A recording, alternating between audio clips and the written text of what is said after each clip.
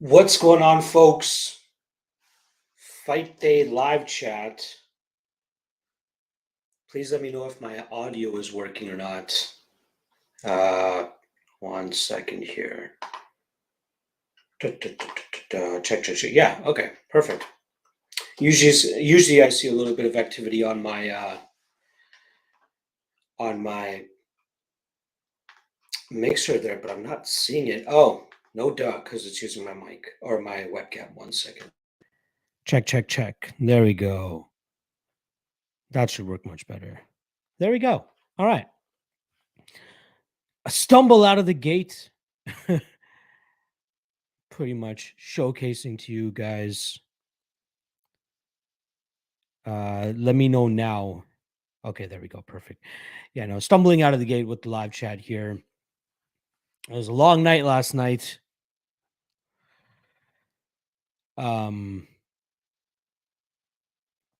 Insane. Insane night. Great night of fights with Unified. Shout out to the guys for inviting me, giving your boy the VIP treatment, essentially. You know, I mean, probably the best seats I've ever had for a card, even when working for a card, right? I've worked with a couple of regional MMA shows in the past, and there's a lot of running around and stuff to do during the day. And obviously during event night too, but like to just go there and enjoy it as media essentially was cool. So just getting to chill, watch the fights, tweet out reactions and all that stuff. So it's awesome. Shout out to my guy Rex Lee, who is out there as well. Always happy to see his face. Wishing him and his beautiful family a happy holidays. Because it is the last event of the year, folks. It is the last event of the year, at least last UFC event. There's Fear UFC tomorrow. There's a Cage Warriors and Bellator on New Year's Eve for any of you savages that won't be spending it with your loved ones. There is MMA to watch, people to get punched in the face. So make sure you guys go out and check that as well if you're not doing anything else. For me tonight, I do have a family party to go to, or a family friend, I guess, if you want to call it. He was pretty much the best man at my wedding. They always throw the dopest Christmas parties.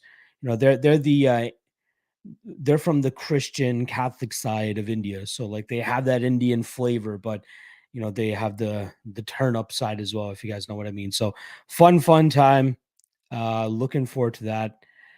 And then tomorrow got Christmas dinner at my house with some family. So busy weekend, getting the house ready, making the meals, helping out, set everything up. So been a busy couple days, not to mention Unified yesterday, and squeezing in some tape once I get back tonight as well at some point, just so I can get my work done for Fury tomorrow and have some bets down for that. So keep your eyes peeled for that. That should be done hopefully by the afternoon tomorrow, and then getting into cleaning and putting the house back together. So limited time frame, but very happy and blessed to be having a great weekend with a lot of friends and family. So it should be fun. All right. Enough about my personal life. We got UFC Vegas 66 this weekend. And technically, I'm not putting my bets out for the public. I was just going to drop a dog of the night play, free bet for you guys. But I am definitely in the mood of giving. I am definitely in the festive spirit. So anybody that showed up today and is nice and early for the stream, or if anybody watches this after the fact, I'll give you guys the lowdown on what my action is today, because I got a lot of it. You know what I mean? I'm settling into having the confidence of betting these money lines that I feel good about pre-fight. You know, I feel like I still might be teetering the edge in terms of the amount of totals I like to get into. I only have 2 bets on totals today, but like I feel like my bread and butter is the money line. But there's just a couple overs that always stick out every now and then that I gotta take a shot at. So hopefully they come through. I know one of them doesn't seem to be a popular one. As I was entering the Lock of the Night Challenge picks recently, people took a couple of the unders here for some of the totals that I bet. So curious to see how that goes. All right, dog of the night play. Line moved against me here. You know, we have him up to about plus 130 now.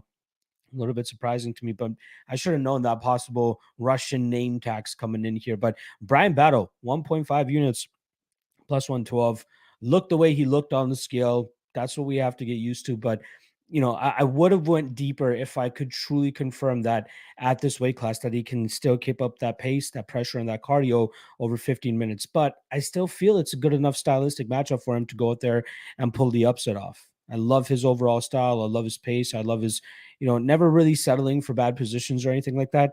And I think that's going to cause Renat some problems tonight, make him work a little bit too much, start to slow down the later this fight goes. And then Brian Battle either finishes him in the third round or does enough to win the judge's decision. Other bets, 2.28 units on Sean Strickland at minus 114. Seeing him down to plus 105 today. Again, not the best CLV move for your boy, but I've never really pounded my chest in terms of saying that's my strong suit. I suck at line prediction. I'm more so just honing in on trying to pick the best spots and odds and winners and all that stuff. You guys know what it is. So yeah, Sean Strickland 2.28 units at minus 114. Hopefully to win 2 units there. I think that this is a solid fight for him. I think Cannonier's strike or knockout power, or at least knockout threat in this matchup is being a tad bit over exaggerated due to the fact that Strickland just got put out by Alex Pereira. Completely different strikers. Yes, Cannonier is dangerous if he does hit him and can get to him, but I think for the most part we'll see Strickland's style be better for a fighter like this rather than a guy like Alex Pereira, who's much taller and longer than him. He doesn't have that issue to deal with here. He has the explosivity issue to deal with Cannonier, but I think that starts to subside the later that this fight goes, and I think it gets harder for Cannonier to put out Sean Strickland the longer this fight goes. So I think it's going to be close, maybe the first 2 rounds or so, but then I think we see Sean start to pull away a bit, and feel good about him in the spot. Next up, Damir Ismagulov, 1 unit at plus 159, co-main event slot there. I like this spot. This fight should really be a 50-50 fight. It should be minus 110 on both sides, as Ismagulov is very talented. I don't think he showed the best version of himself in his last 2 fights, given the long layoff that he had to deal with and the inactivity. But this is going to be his second fight in 6 months. Looks like he's getting back into tip-top shape, having competitive matchups against high-level opponents like Guram Kutateladze. I think he can be defensively responsible enough here with his grappling and then touch Sarukian up on the feet with his strikes. So let's go Damir. I got a handful of dogs tonight, so just strap in, folks. 1 unit, Cody Brundage, plus 230. Like, yes, Michał Oleksiejczuk has looked like an absolute killer, but the fact of the matter is when guys are able to get him to the ground, he looks like a fish out of water off of his back. Like, he puts up a good fight in terms of stuff in the first couple takedowns and working back to his feet if he does get taken down. But if you can get him to settle on his back, it's going to be a bad night for him. And I think that Cody Brundage has the ground game to be successful in getting the fight to that aspect or that realm of the fight. And I think from there, he either finds a submission or he can TKO him from on top.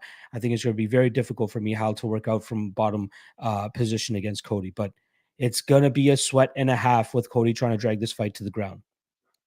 Next up, 2 units on Cheyenne Vlismas, 2 units at minus 195.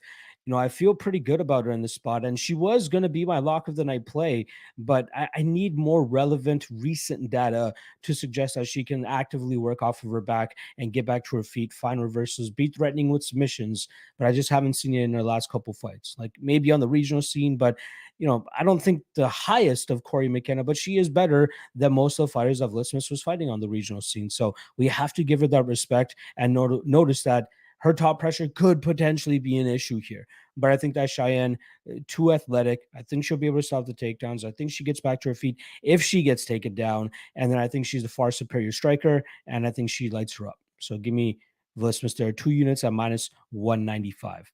Saeed Kakramanov got a solid line here on him, 2 units at minus 107. I saw him get up to about minus 120 a couple days ago. Love this spot on him. A lot of people weren't really expecting him to go out there and have the performance that he did against Rodney Lawrence last time around. Came in as the slight underdog. Select few people actually took Kakramanov, including myself, and it was a great showcase fight for him. The guy moves forward, The guy relentless with his takedowns. He was the better technical wrestler that night and had likely the cardio advantage, which is why I think that he came out on top against Ronnie Lawrence, who, didn't really come from a wrestling background. He was a guy that just weaponized the takedown by just keep going for it because he had the cardio and gas tank to do so until he met somebody with a better technical wrestling game than him, which is what we saw in Saeed Yokub Kakramanov that night. Here against Nurmagomedov. Nurmagomedov will have the striking advantage, but he doesn't give himself many opportunities to win outside of getting a finish on these guys.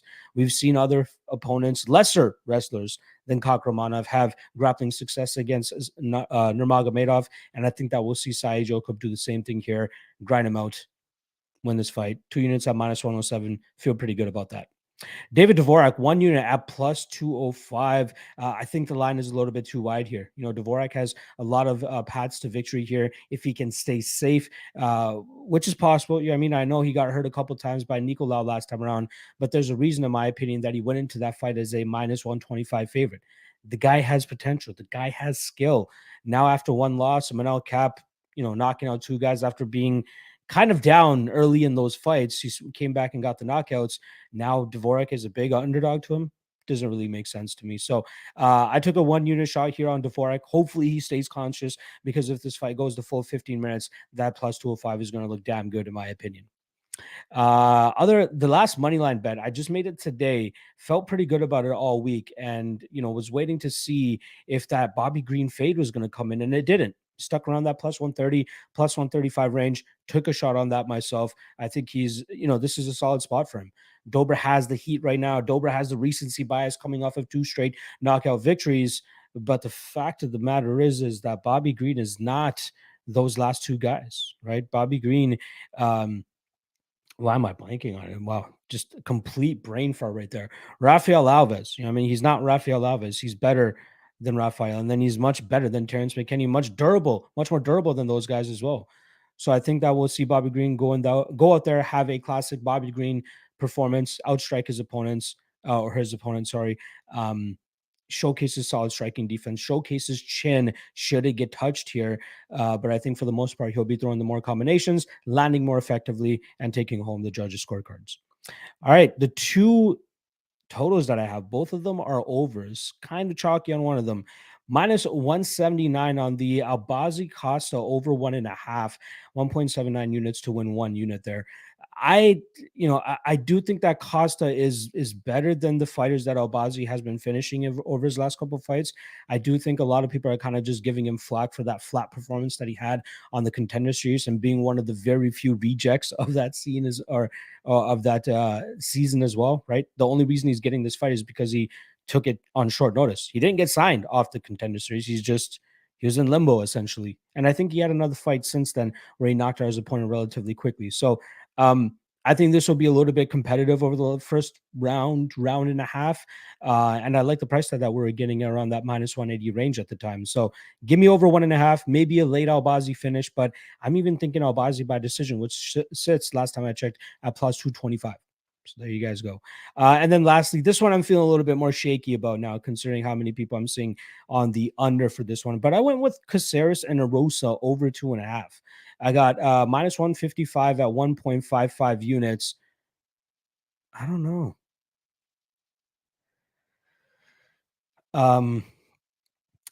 Like, I feel like both guys are durable enough. Both guys are, Julian Erosa a little bit lackadaisical with the striking defense at times, but I don't really think Caceres has that big pop in his shots to put him down and put him out. Same on the Erosa side. I think it's going to be like a, a slightly above average paced back and forth kickboxing battle. I think there'll be some clinching and some grappling at times, but for the most part, I think they're going to be striking. And I don't think that either guy will land significantly enough on the other to cause a fight ending situation. So I didn't mind the 155 line that I was getting, 1.55 units there.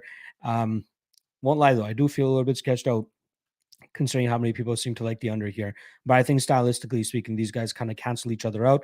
But Erosa will be the one that lands a little bit more significantly, and I think that will likely get him the judge's decision here. But I just don't like that minus 170 on his money line either. So there you guys go. 1, 2, 3, 4, 5, 6, 7, 8, 9, 10 bets on the night. I believe there's 13 fights, so pretty much a bet on every single one. And the worst part about it, I'm not going to be able to watch the fights live. I'm not going to be able to watch the fights live. Um, yeah, it is what it is. Christmas party, right? You want to get festive. You want to enjoy time with the relatives. So very much looking forward to that. Um, but yeah, definitely going to be clammy thinking about what's happening, what my action. Uh, I'll try to catch the fights tonight, depending on if I don't get too shit faced or anything like that. But trying to get some work done tonight as well, even after catching up. So fingers crossed. There's my action. Hopefully you guys enjoyed. Got about just under 15 minutes here with you guys. Obviously, the fights kick off at 4. Still got a handful of Lock of the Night Challenge bets to input onto my website. So I want to try to finish that before the card kicks off, but might as well get to the live chat since that's what we're here for the last 13 to 14 minutes. Appreciate everybody that's out here. All right. Elijah Medina in the chat saying, "What's up, Lock? Let's have a winning day before this big break." Yes, sir. Hoping to make some money tomorrow as well on Fury FC and then end of the year on Cage Warriors and Risen. So don't think that there's no action to be had. African in the chat, appreciate you stopping by. Elijah Dream saying card was hype last night. It was. It was a fun card. Got to talk to Mr. Sunny Serene a little bit, the president of the promotion there.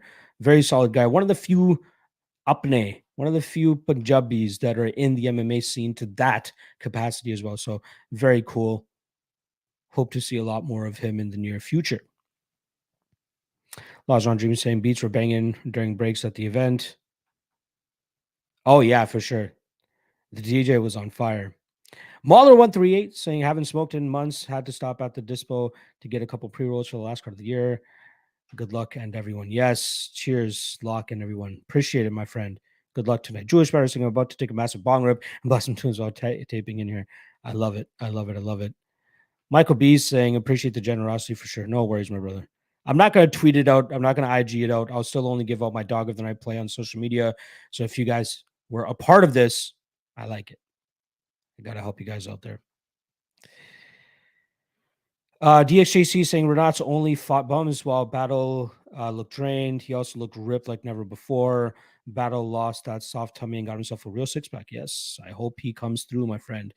Again, big question mark. Cardio. Is this cut going to be too much for him in fights that are extended? We'll find out. But I feel like if he can give us what we know he can give us, he's a bad matchup for Renat, for sure. J772012, appreciate the $5 dono here, my friend, saying, hey, brother, love the tape index. Shout out to the tape index. Anybody taking part in that? Question saying, would you ever consider adding ONE FC cards since most of their fights are on YouTube and lines are out nowadays? So ONE FC was one of the regional shows we were thinking about adding, as well as KSW, as well as ACA.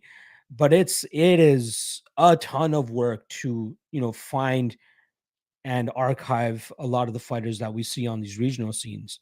But the plan, at least in my own head for now, I don't want to speak out of turn here, but I want to take at least a full year of collecting and archiving the data of the fighters that are competing on the regional shows that we just added, right? The LFA, CFFC, Cage Warriors, Fury FC. And let me collect enough on those guys and have a base for those guys so that I can open up a little bit more time for myself to add another promotion or two. But yeah, that won't happen until at least next year. I mean, this time next year, maybe roll it out in 2024, but it's going to take a while. Appreciate the support. Hope you enjoyed the tape index. Hope you're enjoying the tape index plus as well. But yeah, we want to make that thing the one-stop shop for everything, but it's going to take time. Appreciate it. MMA Locker Room in the chat saying, I'm only here because the graphics got my LOL. Good thumbnail. You know what it is, man. We got to continue to. Let me just make sure it's the right. Yeah, okay. It is the right one. Gotta evolve with the times. Lajon Dream saying Cody at 6,900 on DK could be huge. It could. It could. Jewish Bear saying I put him in a GPP lineup. I love it. I wish I had some DraftKings over here. I definitely took it for granted when it was here. LR in the chat saying, Uncle, I have decision screwed up my Ariba threesome bet. What's the winning bet for threesomes tonight, bro? Well, I dropped the bets for you. You can parlay whatever you want there, but should be good. African saying her not fade is going to be glorious. Got some plus 150 in there just after open. Shocks me that people put so much weight in his performance against Andreas. Yes, that guy was a gas bag after like 6 minutes. J Rod in the chat saying big card man. Yes, hopefully it comes through. White House saying good day. Good day to you, sir, as well. MMA locker room saying I'm on the dog. Dvorak, Brundage, Mahashate, Green, Bruce Leroy battle. We're on a lot of the same there, except Mahashate and Bruce Leroy. No action on those fights for me, but definitely have action on all those other dogs. If you have a good night, it means that I likely had a good night. Lost on Dream Sing. I tried to search Shazam song, but it didn't work. God damn, Shazam takes me back. That was like the first big thing with smartphones, right? Like I remember one of my friends had like that stupid beer app where it like if you tilt it, it makes it look like you're drinking beer, or like the gun app where like you can press it and it pretends it's shooting it. Like, wow, hilarious. The early touchscreen days. Laja Medina saying, I know Vlismus is a way better striker, but I'm super tempted by McKenna plus 20.5 significant strikes. What do you think? I just feel like we could see a lot of ground time if McKenna get a takedown or a finish. I honestly, I think that Vlismus likely outstrikes her. Like, and I think it's going to be more than 20 and a half significant strikes. Like the Mallory Martin fight, I think she doubled her up on strikes. I could be off on that. Maybe just less than doubled her up, but it was definitely more than 20 and a half significant strikes. And I think she could do the same, if not worse, to McKenna. Not a big fan of it myself. Daniel Mofo saying, did you ever bet on a Risen event? I have not. I have not. But this is like a Bellator / Risen event. So I guess that's kind of an exception. Urban Men in New Jersey in the chat saying, what's up, Locke? I'm late, but you think Brian Battle is a good play? Yes. If you want to rewind a little bit, like closer to the beginning of this, maybe the 5-minute mark of the podcast, I started talking about my bets, and Brian Battle is the first one I talk about. So you can hear about my full thoughts on that matchup if you just rewind a little bit. Appreciate the love as always. Abu Dhabi in the chat. Good luck, my friend. White House saying violence or decisions mostly today. 282 is insane. Yeah, I think mostly decisions. I really think so. Let me just pull up the card here again real quick.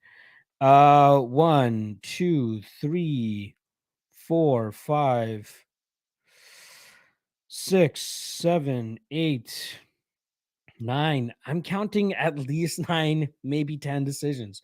And again, that's me being generous and giving these guys the benefit of the doubt. There's not one, like the only fight doesn't go to decision that really jumps out to me that I would potentially play at chalk is the Brundage versus Oleg Shayjuk, which is around minus 270, minus 280. Might have taken some steam, but that was the last number I saw it at. That's the only violent spot that I feel pretty good about. Everything else, I'm sketched out about. J Rod saying on the action article, would you still go a full unit on Ismagulov if had all the unofficial bet exposed to him? Um, if you already have a bet on Ismagulov, I wouldn't go anymore. Abu Dhabi saying congrats on a great year. Wish you the best in 2023. How you feeling about that decision to leave the job? Cheers. It's been awesome. Honestly, it's been. I'm going to be coming up on 2 years now in March. And I'm glad that I was finally starting to incorporate the regional scene into it as well, which was kind of my initial thought. But once I really start to hunker down, put the effort into my videos, make it look better, do all the studying, tape NX, all that type of stuff. Like, I don't know how I did it when I had a job. So, now I'm actually having time to spend a little time with like the significant other and the family and all that stuff. And that was my main thing with going full time, is finally being able to spend legit time with them. Do my work during the day and at night, but then when the wife is home or when everybody else is off to work and stuff, I can go spend time with them in the evening. So yeah, I love it. I love it. I love it.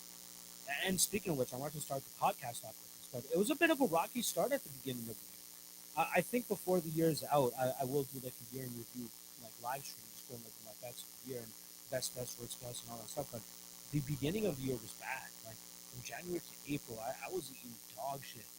And then I think it was like end of April, early May, probably end of April, I think it was, that things really start to click again. I mean, I think I went on like a 50 to 60 unit swing after that. Getting myself back into the game, securing profit for the rest of the year. That's a big thing for me.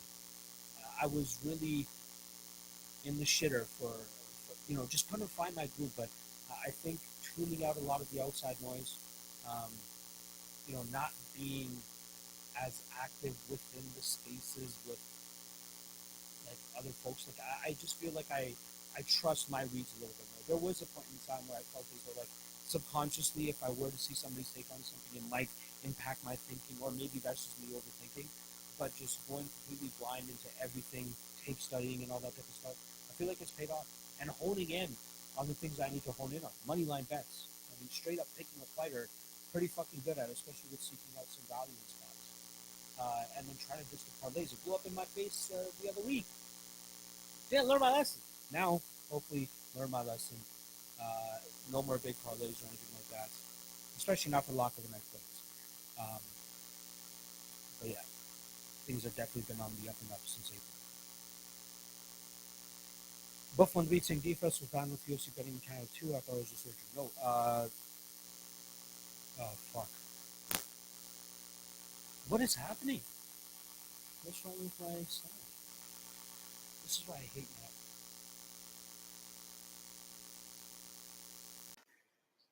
All right, that much be better. I changed it to my webcam. I think it might be time for a new mic. Actually, give me 1 second.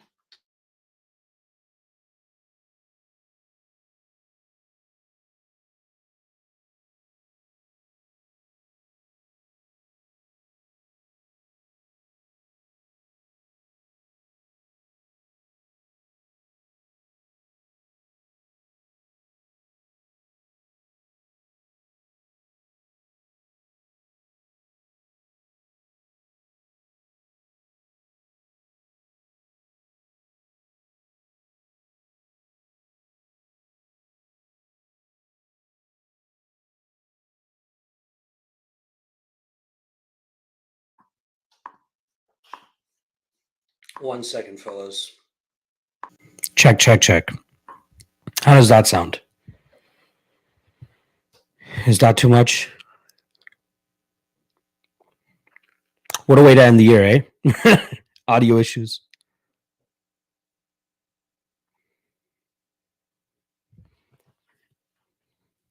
Give me a yay or nay. A little loud. Okay.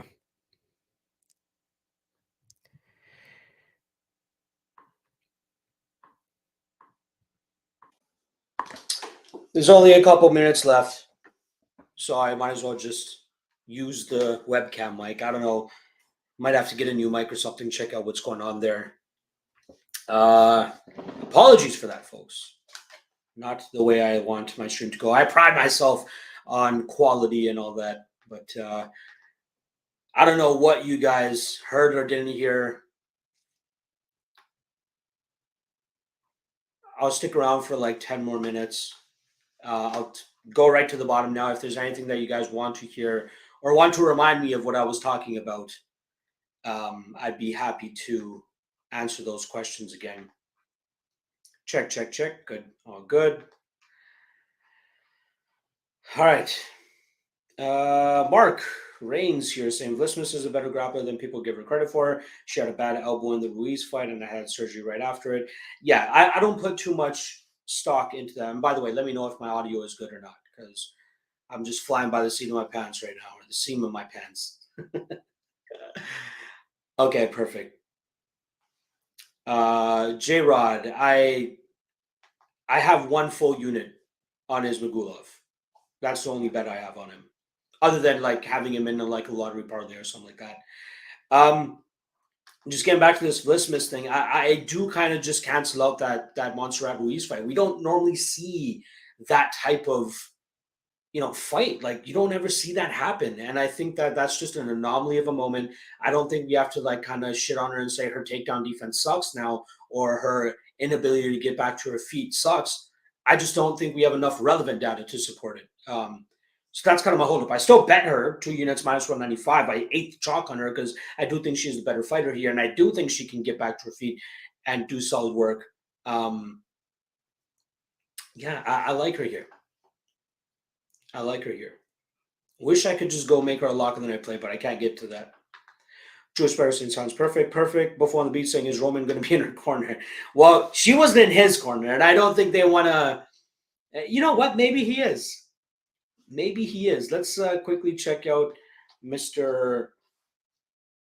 Uh, Roman Delidze's Instagram and if he's put anything out. Oh, he has a story. There's a picture of a kid. There's a picture of him at Dunkin' Donuts. And now there's a picture of him at some sort of jiu-jitsu place. Zangi Jiu-Jitsu. So I guess he's not with her. Zangi Jiu. Yeah, it's a gym in Vegas. So he's there. Maybe he's just going there and then going to the fights after that. I'm expecting to see like Nixick in her corner. I don't know. All right. Oh yeah, totals parlay. I did not drop the totals parlay, which is kind of a staple for this live stream here. So let's get it into it. Strickland, Cannonier over 4.5. Ismagulov, Sarukian over 2.5. Caceres, Arosa over 2.5. Green Dober over 2.5. Brundage, Oleksiejczuk under 1.5. Kakramanov, Nurmagomedov over 2.5. Once again, Strickland Cannonier over 4.5. Ismagulov Sarukian over 2.5. Caceres Arosa over 2.5. Green Dober over 2.5. Brundage Oleksiejczuk under 1.5. And Kakramanov Nurmagomedov over 2.5. Lottery ticket there. That's all. Not a lock on I play or anything, but just to throw out an extra ticket out there for you guys. All right. J Rod saying I used a risk-free bet at MGM on the Gabby Garcia. Probably was like 25 for like 27K. That would be nuts. Good luck, man.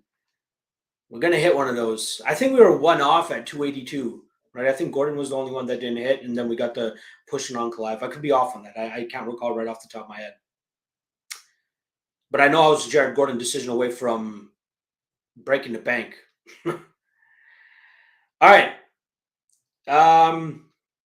Final lock of the night challenge play today as well. Obviously, the challenge will not be continuing after this because of all the BS that I am currently dealing with. But the standings will be softly updated tomorrow after I've caught up on everything. I'm going to DM the winners or winners at that point. Then I'm going to go through every single bet one more time just to ensure that the calculations are correct. Mistakes have been made in the past. So if anybody wants to take a look at the bets that were placed and, just have their own eye and be like, okay, he didn't change anything. Of course, I'm not changing anything. That is not the point of it. It's more so just to retally the bets, ensure everything is correct, and then put out the final standings possibly by Wednesday, at the latest Thursday. But yeah, I want to make sure that it's all done with and calculated correctly so that we have the official and final winners. Appreciate that. Love it. All right. Love you guys. Appreciate you guys. Good luck on your bets tonight. And again, I'll likely be doing a live stream probably next week, maybe the week after that, just to go over my betting here, see how that goes. All right. Love you guys. Peace.